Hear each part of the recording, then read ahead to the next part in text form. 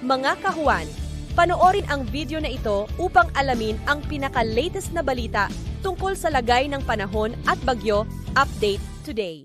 Patuloy pa rin ang pag-iral ng easterlies sa ating bansa at dala pa rin ho nito ang mainit at malinsangang panahon sa halos buong kapuluan. Sa araw na ito ay mababa ang tsansa ng widespread o malawakang pagbuhos ng ulan, liban na lamang sa mga localized at panandalian na pagkidlat pagkulog. Sa kasalukuyan, wala rin ho tayong minomonitor na low pressure area sa loob ng ating area of responsibility, and at least in the next 2 to 3 days, wala tayong inaasahan na papasok sa ating PAR. Kahapon po ay nakapagtala tayo ng 38 hanggang sa 40 degrees Celsius na maximum heat index dito sa Kamaynilaan. Nasa extreme caution level ho yan. Habang sa Pili, Camarines Sur, Sangli Point, Cavite at Tumangas, Iloilo, nakapagtala po tayo ng danger, nasa danger level, o yun po yung isa sa mga ilan sa pinakamataas na nagtala po ng mataas na heat index kahapon.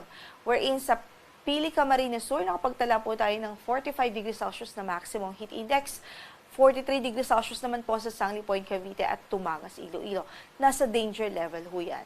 Habang sa forecast natin sa araw na ito dito sa Metro Manila, 38 to 39 degrees Celsius ang inaasahang magiging agwat o magiging maximum heat index natin sa araw na ito, habang sa Sangli Point, Cavite naman ay pwedeng umabot sa danger level na 43 degrees Celsius po.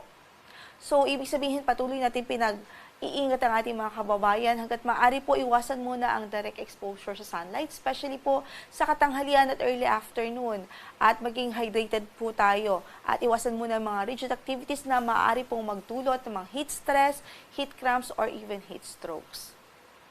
At sa ngayon, wala po tayong gale warning na nakataas na namang bahagi ng ating mga baybaying dagat. Panayad hanggang sa katamtaman ang magiging pag-alo ng kondisyon ng ating karagatan.